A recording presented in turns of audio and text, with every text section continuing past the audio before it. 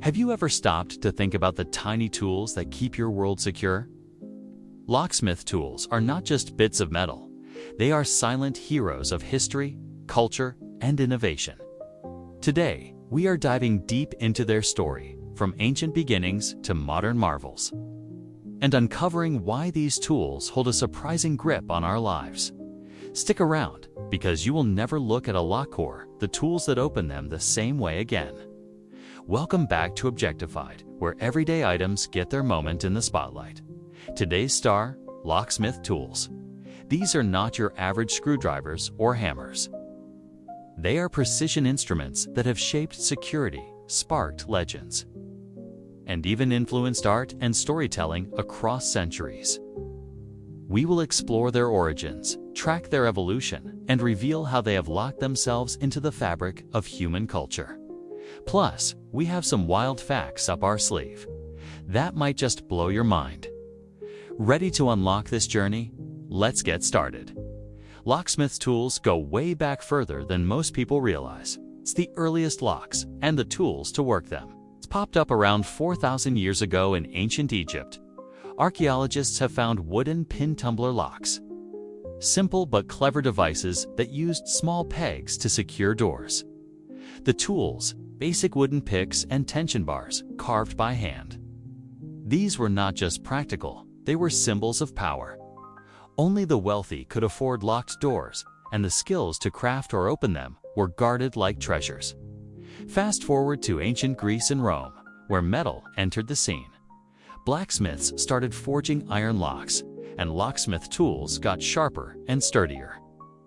Roman locksmiths used bronze picks and early key-making tools to create intricate designs, some even shaped like animals or gods. Security was becoming an art form, and the tools were the paintbrushes. These early societies saw locksmithing as a craft tied to trust. If you held the tools, you held the keys to someone's safety or their secrets. By the Middle Ages, locksmithing had spread across Europe and Asia. Tools like chisels, files, and rudimentary picks were common in workshops. Castles and cathedrals relied on massive iron locks, and the locksmith's toolkit became a badge of honor. Guilds formed, passing down techniques through generations. These tools were not mass-produced. They were handmade, unique, and carried the maker's mark. Every scratch on a pick told a story of a lock conquered or a fortress secured. Now, let's jump to how these tools grew up. The Industrial Revolution in the 18th and 19th centuries changed everything.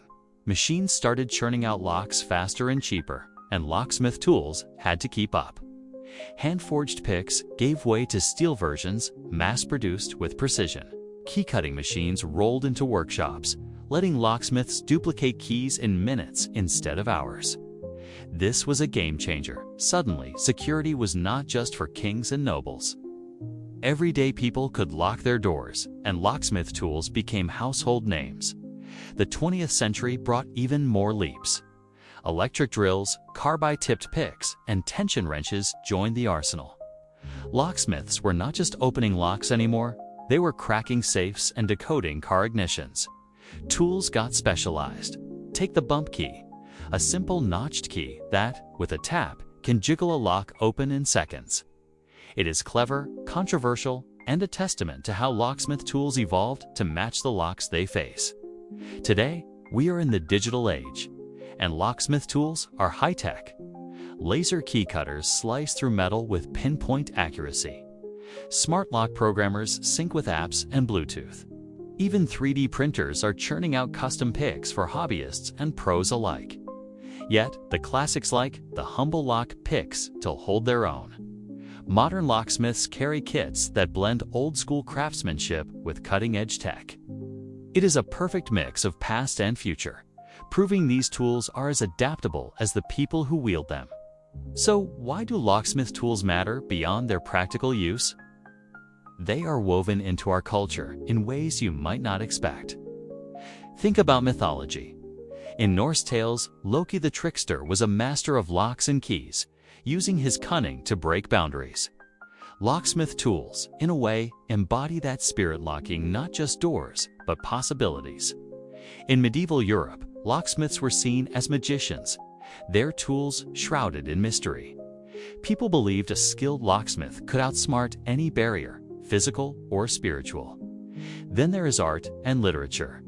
Sherlock Holmes would not be Sherlock without his knack for picking locks. Countless heist movies think Ocean's 11 turn locksmith tools into stars of the show. The tension wrench becomes a wand, the pick a key to suspense. These tools are not just props, they represent ingenuity, rebellion, and the eternal dance between security and freedom. Locksmith tools also reflect society's values.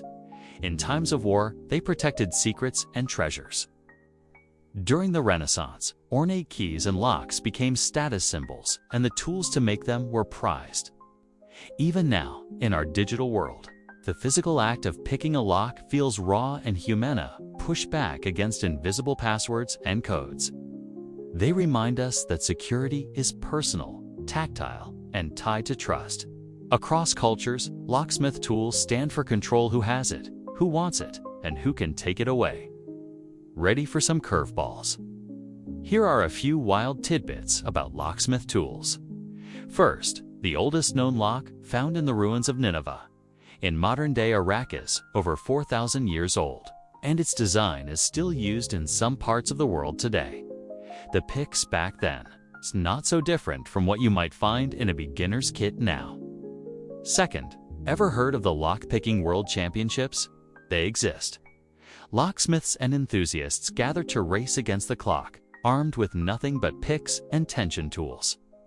It is like the Olympics, but for breaking in legally, of course. Third, locksmith tools have a dark side. In the 1800s, burglars called them skeleton keys, universal tools that could open almost any lock. Lawmakers panicked, and some places banned them. Yet that same fear fueled innovation, making locks and the tools to beat them better. And here is a quirky one. The term locksmith originally meant lock maker, not lock opener. It was only later that the job flipped to include picking and repair. It's funny how a tool's purpose can shift with time, right? Locksmith tools are more than gadgets in a toolbox. They are threads in the tapestry of human history, born in ancient workshops, refined through revolutions, and celebrated in stories we tell. They have guarded kings, cracked safes, and starred in our wildest tales. From wooden picks to laser cutters, they show how we adapt, invent, and protect what matters.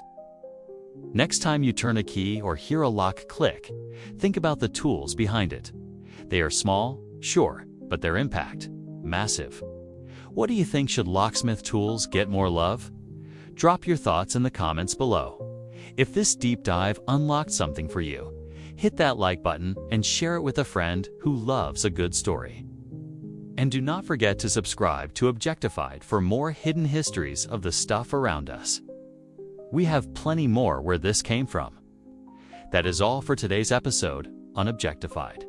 Locksmith tools have taken us on a wild ride, from ancient Egypt to modern heists, and everywhere in between. Thanks for joining us. Stay curious, keep exploring, and we will see you in the next one. Until then, keep your doors locked and your mind open. Catch you later.